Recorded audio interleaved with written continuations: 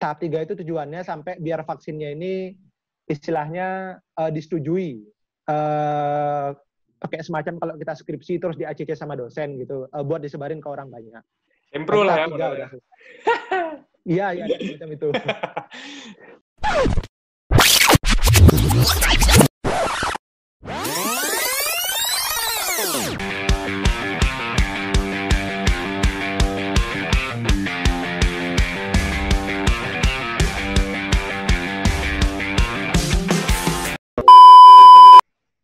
Yo, welcome back to La Fitcast video call sambil podcast. Sekarang posisinya gantian nih. Si Cika ada di atas sekarang, mantap. Karena tadi hostnya lagi ke toilet, jadi diganti sama Cika. Oke, langsung aja ya. Kita mulai segmen yang kedua. Nah, lanjut aja. Gue mau nanya, kan tadi Cika habis ngejelasin hukum Indonesia, hukum internasional, panjang lebar. Nah, jadi tuh sebenarnya si kasus Ibu Siti Fadila ini tuh, dia tuh awalnya karena dia menolak WHO, terus sebenarnya si kasus suapnya itu cuman jadiin agar dia jadi tersangka aja karena dia nolak WHO, atau emang dia sebenarnya, emang kasus suap itu sebenarnya nyata gitu, bukan karena pada nggak suka dia nolak WHO, jadinya dibikin kasus suap biar dia bisa dipenjara gitu, Cik. Menurut lu gimana nih, Cik? Menurut lu ya? Kalau misalkan kayak gitu ya kasusnya, yang gue tahu itu, yang pokoknya gue cuma taunya dari yang podcastnya Deddy Corbuzier doang kan. Dia menganggap kalau misalkan dia itu dipenjara karena dia itu terlalu berani menyuarakan apa yang ada di pikirannya lah, yang menurut dia itu betul.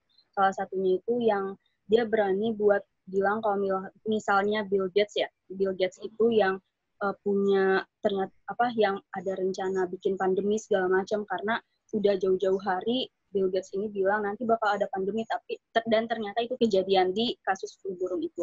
Nah, kalau misalkan kayak gitu, kalau misalkan kasusnya kayak gitu, gue nggak bisa mastiin sih ya, apakah kasus ini itu murni karena si Ibu Siti ini sangat berani buat ngambil tindakan sampai menolak vaksin, sampai WHO kalah sama argumennya dia.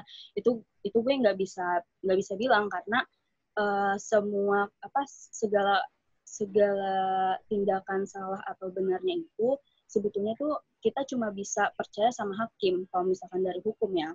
Dan kita juga, pokoknya semuanya kita harus percaya sama hakim, karena yang tadi gue bilang, hakim itu tangan Tuhan kan di dunia. Jadi, mungkin yang di berita-berita juga kan dibilang kalau misalkan dia itu, terbukti adanya dua dakwaan dari KPK itu, dari si jaksa itu. Nah, bisa jadi bukti-bukti yang dikasih hakim itu emang benar, dan emang hakim itu percaya atas bukti itu. Tapi mungkin si ibunya merasa kalau misalkan bukti itu tuh belum kuat buat ngebuktiin kalau misalkan gue ini salah di kasus suap alat kesehatan ini. Jadi makanya dia bisa bilang kalau misalkan mungkin saya ini dihukum 4 tahun karena saya terlalu berani ngambil tindakan segala macam, itu kayak gitu. Tapi juga sebaliknya bisa jadi kalau misalkan emang benar di belakang semua ini itu ada permainan dari penguasa Indonesia, khususnya itu pemerintah kan. Terus juga kan sekarang juga banyak kasus-kasus kayak yang melibatkan pemerintah, khususnya kayak di bidang perundang-undangan tuh, kayak undang-undang KPK yang dimain-mainin. Terus juga sekarang juga yang lagi gencar-gencarnya ini di anak-anak hukum tuh, yang anak UGM yang ngadain seminar tentang, judulnya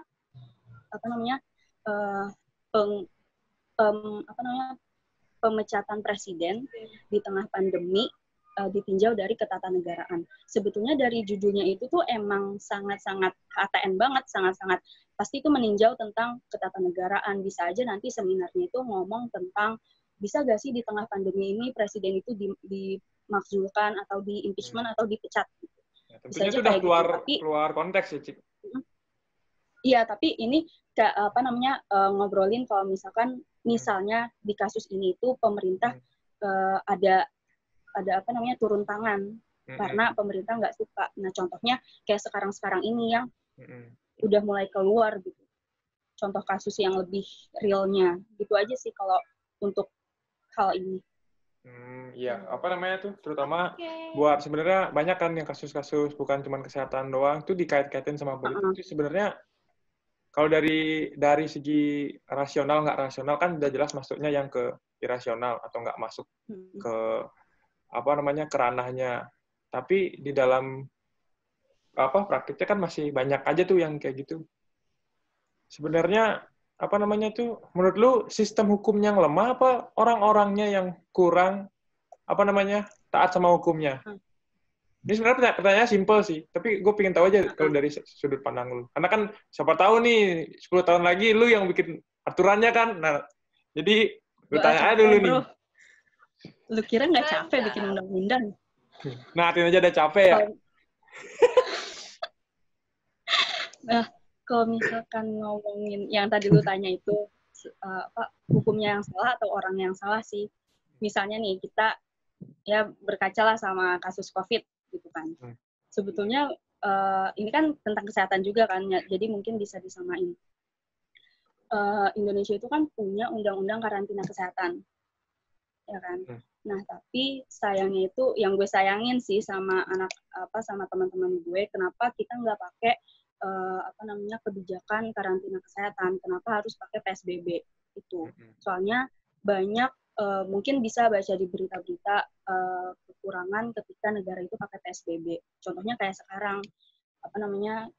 masyarakatnya masih seenaknya keluar, terus juga ada tumpang tindih nih, misalnya di peraturan Menteri Kesehatan itu tuh udah jelas kalau misalkan kita itu nggak boleh keluar rumah di tengah pandemi, tapi di peraturan Menteri Perhubungan itu tuh yang tentang kebijakan transportasi Indonesia itu tuh kebijakannya gini, di peraturan itu bilang masyarakat bisa keluar asal pakai masker. Itu tuh kayak tumpang tindih gitu loh. Nah, itu ada dua kemungkinan lagi, antara hukumnya emang yang belum sempurna kayak tadi tumpang tindih contohnya, atau masyarakatnya yang nakal, misalnya mudik udah jelas-jelas nggak dibolehin tapi ternyata pada mudik, salah satunya gue yang kemarin baru mudik. Wah, gitu. Parah lu. Tapi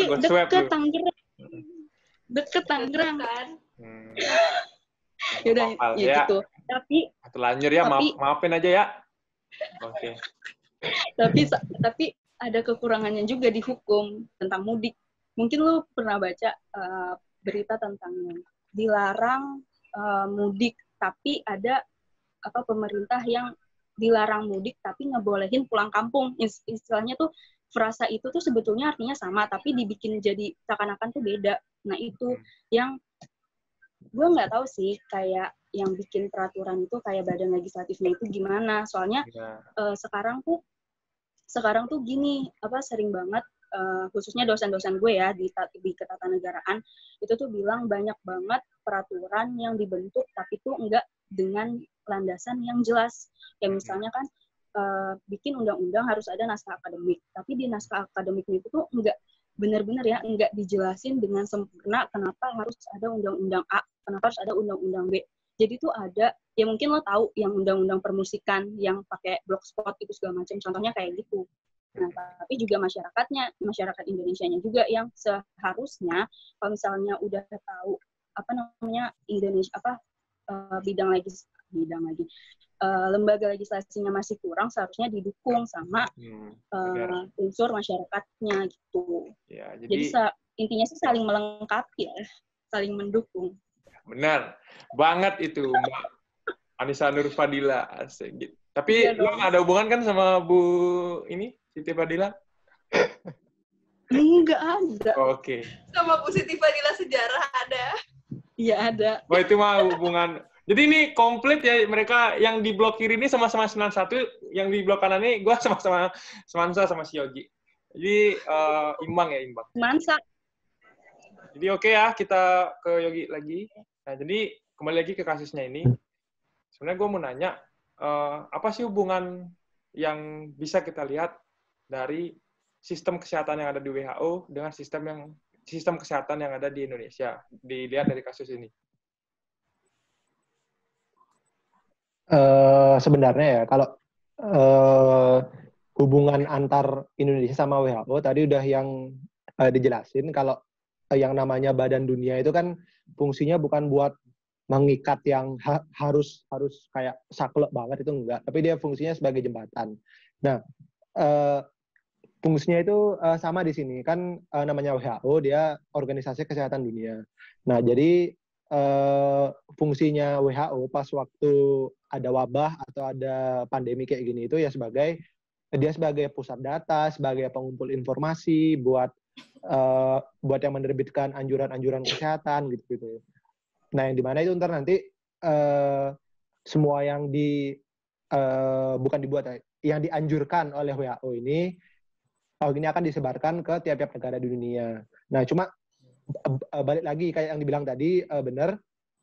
Balik lagi ke tiap negaranya itu, apakah tiap negaranya itu mau nurut sama WHO, mau sepenuhnya nurut, mau nurut tapi dimodifikasi, atau mau nggak nurut sekalian juga, yaitu balik lagi ke negaranya. Jadi ya hubungan antara WHO dan Indonesia itu sama seperti hubungan Indonesia dengan yang organisasi di tingkat internasional lainnya, yaitu sebagai jembatan aja gitu. Oke, tapi misalnya kalau nih sistem kesehatan Indonesia ini pingin mandiri, mereka nggak peduli sama WHO tuh sebenarnya bisa aja, ya nggak sih? Sebenarnya. Kalau dari bisanya sih bisa, jelas bisa.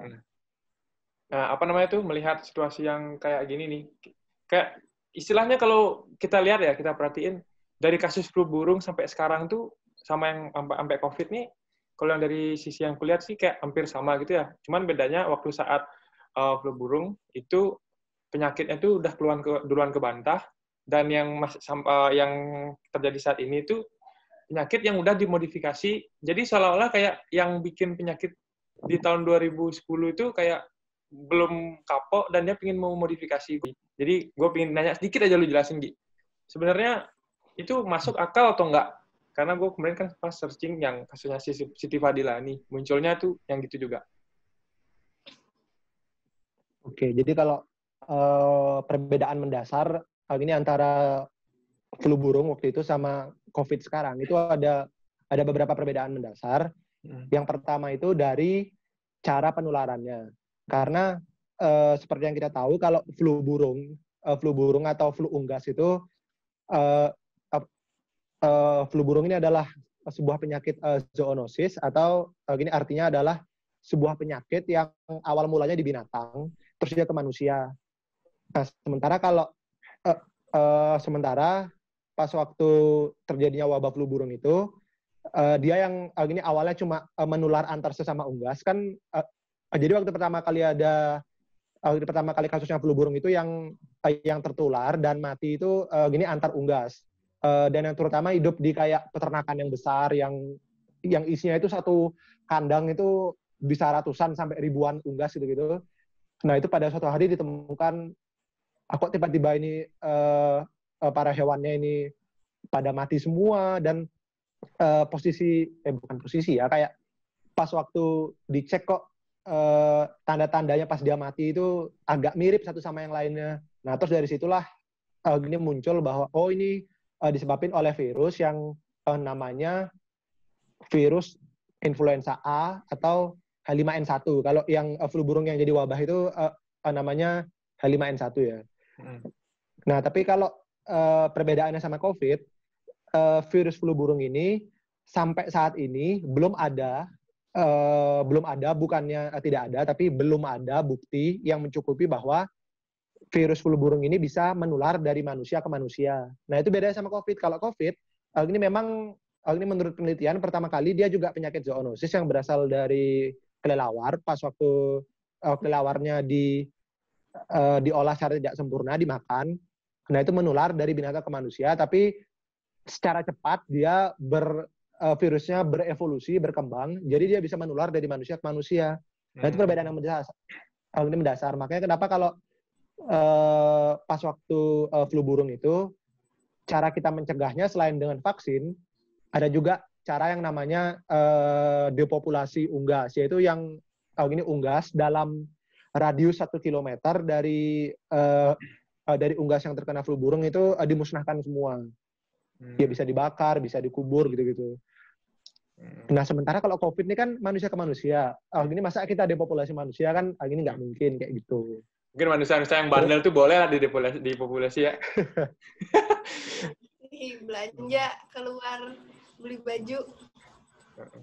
Nah, itu penjelasan dari Yogi tadi. Nah, tadi ini kan udah kita ngasih pertanyaan nih untuk Ibu Anissa Nurfadila sama Yogi. Nah, jadi sekarang giliran ya. Nah, sekarang tuh kita switch. Siapa yang pertama? Mungkin Yogi deh yang pertama. Jadi, ada pertanyaan yang berkaitan dengan hukum, khususnya tentang kasus ini, yang pengen lu tanyain. Karena lu kan mungkin belajar dari segi kesehatan, dan lu tuh merasa kepo gitu loh. Pengen tahu sebenarnya legalitasnya tuh kayak gimana. Nah, itu bisa ditanyain sama Ibu Anissa Nurfadila yang di pojok kiri. Jangan susah-susah loh, gue belum SH. Buset. Agak cuma. Sosum udah lah ya. Sosum. Oke, lanjut. Sosum. Sebenarnya cuma dari pengen tahu aja sih, karena kan yang selama ini yang aku tahu juga, ya aku juga belajar hukum kesehatan, tapi nggak sedalam yang dari anak hukumnya sendiri. Kan hukum kesehatan itu cuma sebatas jadi kata pengantar gitulah kalau pas aku kuliah. Nah, pengen aku tanyain, kan kayak yang lagi heboh sekarang ini, pemerintah itu pengen menerapkan new normal kan. Yaitu sebuah cara hidup baru di mana yang dari sudut pandang pemerintah yang sebelumnya PSBB itu pelan-pelan dilonggarkan atau sampai akhirnya akan kembali lagi seperti kehidupan kita yang sebelumnya, ya kita bisa keluar lagi, bisa sekolah, bisa kuliah lagi, tapi dengan protokol kesehatan yang ketat. Nah, ada nggak sih sebenarnya kalau dari segi hukum yang ini membahas kapan saatnya suatu negara itu boleh melockdown atau menutup negaranya, kapan suatu negara itu boleh ini membuka akses warganya lagi, atau kayak ya yang kayak gitu itu bisa dilihat cuma dari sektor kesehatan sama sektor ekonomi doang. Kayak sebenarnya ada nggak sih yang memang hukum yang berperan mengatur itu di sini gitu? Oke, Ibu Citi Fadila, sudah jelas pertanyaannya? Kayak jelas lah ya. Oke. Waktunya 2 menit dari sekarang. Oke. Dari kata pertama ya. Kalau untuk pertanyaan itu pasti ada, tapi gue nggak begitu riset banget ya di undang-undang mana, apalagi terkait dengan kapan negara itu bisa menormalkan kembali kehidupan kita lah, istilahnya new normal yang sekarang. Itu gue belum tahu banget di undang-undang mana atau di peraturan mana. Tapi kalau misalkan untuk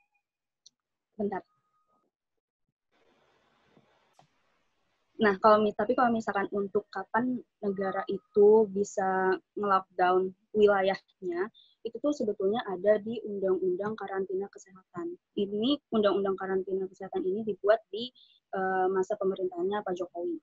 Nah, di situ gue pernah baca sekilas di Undang-Undang Karantina Kesehatan. Mungkin kalau salah bisa dikoreksi ya nanti. Itu tuh ada jadi tuh di dalam undang-undangnya itu tuh dikenal kayak pandemi apa, terus juga kayak ada ancaman-ancaman segala macam. Jadi tuh di dalam karantina kesehatan itu tuh ada ngebahas tentang PSBB dan segala macam. Itu tuh salah satunya itu negara itu bisa melaksanakan lockdown ketika udah merugikan masyarakatnya sendiri. Kalau misalnya kayak gini deh, peperangan gitu kan. Peperangan tuh ibaratnya kita sekarang lagi perang sama virus. Nah, kalau misalkan perang itu kan udah ngebunuh kita, udah menyerang masyarakat kan. Kalau misalkan udah ada kayak banyaknya korban segala macam, itu bisa pemerintah melaksanakan lockdown itu. Nah, kalau misalkan untuk yang tadi new normal, itu kan banyak di berita yang tentang minimal tuh harus memenuhi beberapa syarat kan. Kayak misalnya pertama tingkat orang yang dinyatakan positif itu menurun. Itu pertama. Terus yang selanjutnya gue lupa apa. Nah, sedangkan di Indonesia ini kan belum istilahnya tuh kalau misalkan bisa boleh gue bilang ya, belum memenuhi semua kriteria yang ada di syarat-syarat buat new normal itu. Nah, tapi gue sebenarnya cukup menyayangkan sih tindakan pemerintah yang mau new normal. Soalnya pertama, kita tuh ibaratnya tuh gini, kita tuh paling terakhir paling terakhir kayak menjadi negara korban yang dari virus COVID ini.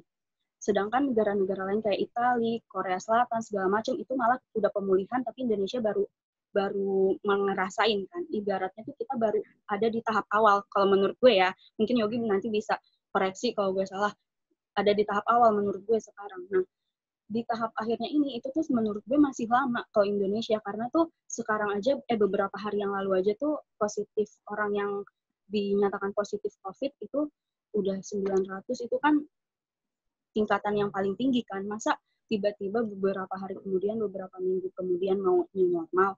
Menurut gue rada nggak logis aja sih kalau misalkan mau langsung ditembak new normal gitu ya.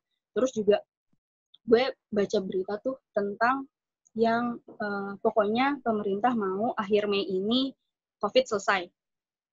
Itu kan. Yang pemerintah mau maksimal tanggal berapa informasi-informasi tentang COVID itu nggak usah diinfoin lagi lah ke masyarakat. Ada di berita itu, gue baca. Nah, menurut gue itu malah menyalahi hak asasi menurut gue ya. Soalnya di hak asasi kita tuh udah menjamin kalau misalkan kita itu wajib mendapat informasi yang benar dari penguasa atau dari pemerintahan kita. Nah, ketika lagi ibaratnya tuh masyarakat Indonesia lagi panik sama COVID, tiba-tiba besok udah nggak ada informasi tentang berapa orang yang positif, berapa orang negatif, berapa orang sembuh, berapa orang yang meninggal. Itu kan kayak istilahnya tuh hak asasi gue tuh terlanggar gitu sama pemerintah Indonesia sendiri. Itu sih yang mungkin jawaban dari gue buat pertanyaan. Luar biasa banget nih Bu Siti Nurfadila. Asal Pondok Kelapa, luar biasa sekali. Alamatnya ada di bawah ya, guys. Kalau yang mau ngirim apa juga bisa nanti. Oke, itu deh pertanyaan dari Yogi kepada Ibu Siti, maaf Bu Siti, kepada Anissa Nurfadila. Oke, sekarang giliran ya. Cika yang nanya ke Yogi. Namanya dia tuh Cika, tapi Nisa kalian nggak ngerti aku ya. Lanjut. Gue tuh bingung tau mau nanya apa ke dia. Nih, gini, enggak, bukan. Masalahnya tuh gue nggak begitu ini banget bidang kesehatan gitu loh. Ya, mungkin ini tanya? Sih. Lu bengek kali, tanya kayak nggak apa-apa. Konsultasi gratis terbayar ke gue. Nggak, gue udah konsultasi cuy sebelumnya. Oke, mantap. Ya, gini. Kan Bu Siti kan positif lagi. Ini banget kan, pengen banget Indonesia itu punya kayak vaksin sendiri segala macam. Nah, yang mau gue tanyain itu di COVID sekarang.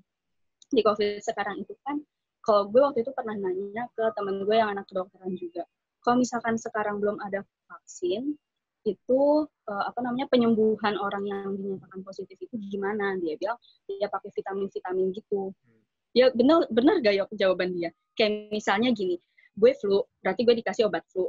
Ya. Terus gue pegal-pegal, gue dikasih obat pegal-pegal. Benar gak? Pas kayak gitu. Minimal ya. Lanjut. Ya gitu. Nah, ini sih yang gue mau tanyain. Apa namanya? Misalnya gini, kan vaksin kan, penemuan vaksin itu kan bakal lama banget. Bakal kayak yang tadi lo udah jelasin kan, kayak dicoba dulu ke hewan, ke manusia, kalau misalkan gagal dari ulang, ibaratnya gitu. Nah, kalau misalnya nih, kita apa namanya, paling terburuknya lah, belum menemukan vaksin sampai akhir tahun misalnya. Kira-kira tuh COVID ini tuh bisa berakhir dengan sendirinya gak sih? Terus menurut lo, menurut Yogi, apa yang dibilang pemerintah itu tentang yang kayak apa namanya, COVID itu bisa mati sendiri karena apa namanya, suhu udara Indonesia yang panas, terus imun masyarakat Indonesia yang lebih kuat daripada yang lain. Itu menurut lo gimana tuh pendapat? Oke, langsung dijawab. Itu kesehatan. Oke, makasih pertanyaannya. Sebelumnya, jadi tak jawab dari yang pertama ya. Yang pertama itu memang benar, karena kalau seandainya vaksin itu belum ditemukan, dan untuk pasien yang sekarang itu terkena COVID, ya cara dirawatnya itu kalau di istilah kedokteran namanya pengobatan simptomatis, atau di mana si pasien itu diobati oleh dokternya itu bukan ke penyakit dasarnya, bukan ke COVID-nya, tapi lebih ke gejalanya. Kalau misalnya gejalanya batuknya sampai berkali-kali, sampai mengganggu, sampai dia nggak bisa tidur, itu yang diobati batuknya. Terus kalau misalnya dia pilek, dia meler terus-terusan meler, harus surut berkali-kali, kan juga ini mengganggu kualitas hidupnya. Nah, yang kayak itu ya diobati pileknya. Kalau misalnya demam juga, dia panas sampai dia lemas, nggak bisa gerak, nggak bisa kerja, ya itu juga yang diobatin demamnya, gitu sih yang buat pengobatan selama vaksin belum ditemukan.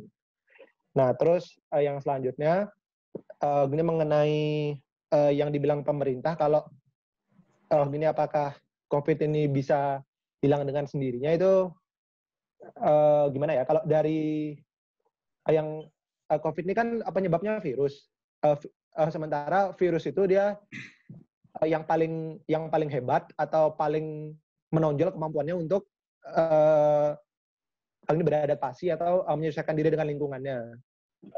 Nah, terus kalau yang pas di awal-awal pemerintah sempat bilang, tenang aja, di Indonesia itu cuacanya panas, terus dari sistem imun orang-orang yang lebih kuat, itu bukan berarti lantas Indonesia bakal aman, karena virus ini dia bakal menyesuaikan diri sama kondisi lingkungan di sekitarnya. Jadi dan sampai sejauh ini pun aku juga belum pernah baca, sampai sejauh ini ya belum pernah ada artikel atau sumber literasi yang bilang kalau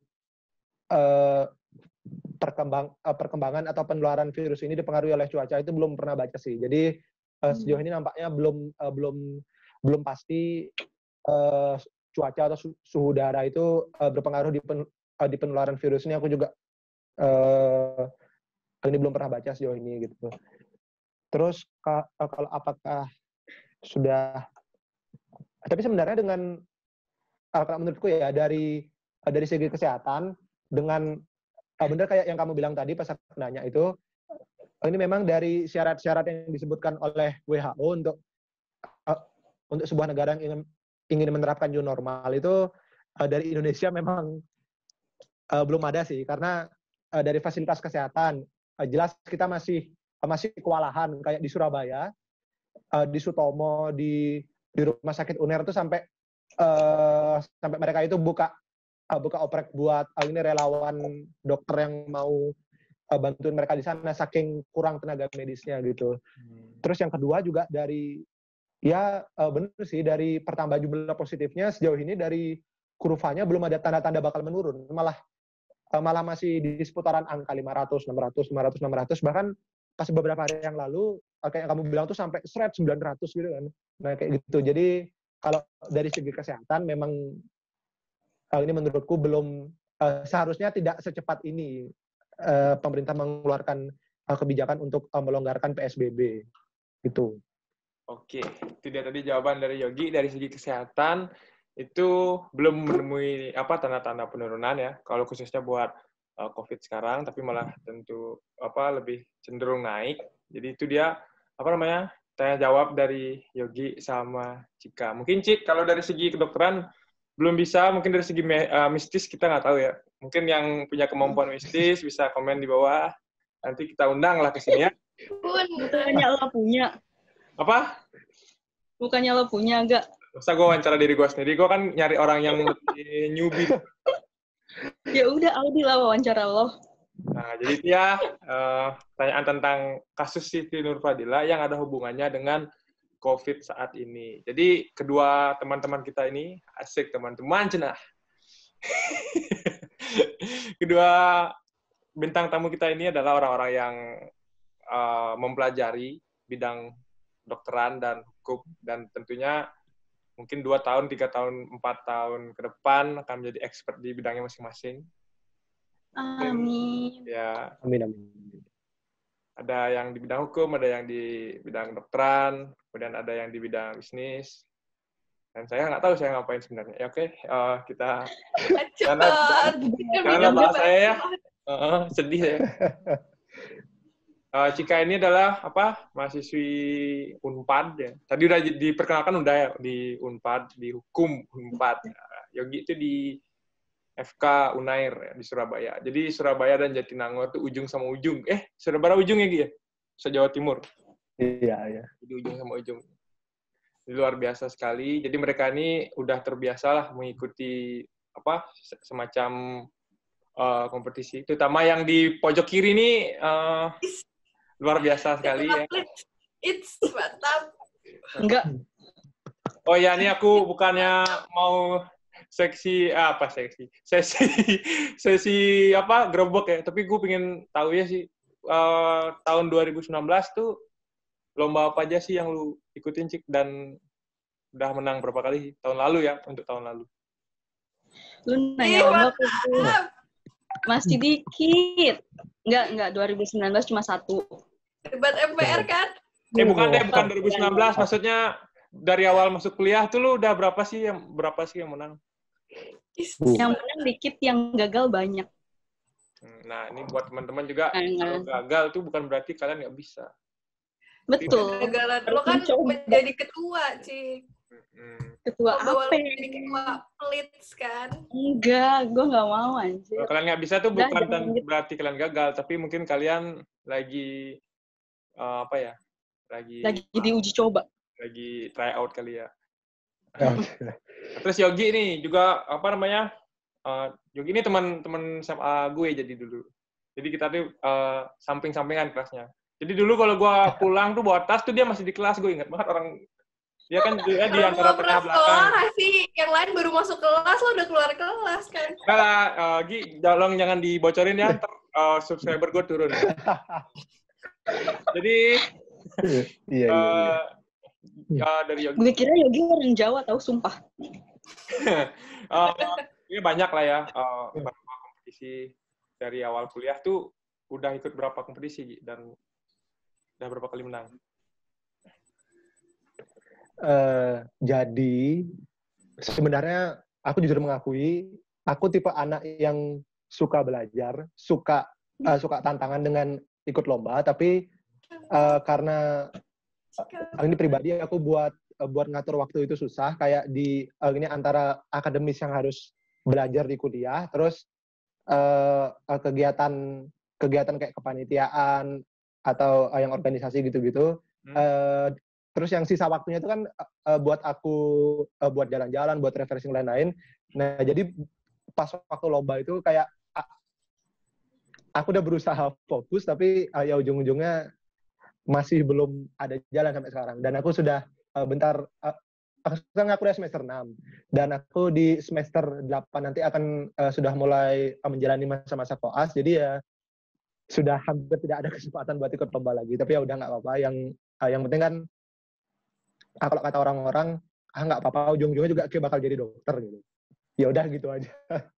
Jadi sebenarnya kalau dari Yogi sendiri nih, apapun hasilnya lu bakal tetap jadi dokter. Yang sebenarnya was-was tuh gua sebenarnya, gue jadi apa sebenarnya? Gua juga enggak. Jadi Kan udah ada bidangnya sendiri kan. Nggak mungkin Yogi jadi Komunikasi arsitek kan? dimana, hukum di mana. Tapi tunggu dulu bro. Dia nggak mungkin jadi arsitek, ya nggak? Bisa jadi. Bisa aja. Bisa. Arsitek tubuh manusia. Oh. Asik. Bisa. Tapi kalau jika S2-nya dokter tuh udah nggak bisa. Kalau si Yogi S2-nya hukum tuh bisa. Gue juga nggak mau. Nah, jadi Cika nih kerjaannya belajar mulu nih. Yogi ini kerjaannya belajar juga ya organisasi. Nah, lu ngapain nih yang background-nya pink nih? Lu ngapain aja? Bucin. Kerjanya bucin berdua ini yang background-nya pink sama hitam. Bisnis dong. Sebagai anak bisnis dong kerjanya. Oh iya, bisnis parfum. Jadi luar biasa sekali ya. Jadi itu dia sharing session kita pada hari ini, pada segmen kedua di kedatangan bintang tamu yang luar biasa dari Jatinangor dan dari Surabaya. Jauh-jauh dari Jatinangor ya. Jauh-jauh dah. Tadi. Ya ampun. Terima kasih banget sudah. Terima jasa. Udah datang. Aku bisa pulang loh, Cik, nggak ditutup. Ya elah kan cuma gitu. Tangerang Jakarta doang nggak ditutup lah. Nah, jadi itu dia keluh kesah. Mungkin mau reuni ntar lah ya. Abis podcast ini bisa reuni berdua. Oke. Itu dia tadi informasi yang disampaikan tentang kasus Ibu Siti Fadila dan COVID sekarang. Semoga bermanfaat buat teman-teman semua. Mungkin buat ada yang mau nanya, itu bisa komen. Mungkin kalau yang udah nggak mau nanya, bisa like sama subscribe. Tapi yang komen juga boleh subscribe. Bebas, karena gratis. Jadi, itu dia segmen kita pada hari ini. Ini dia, LaFitCast. Video call sambil podcast.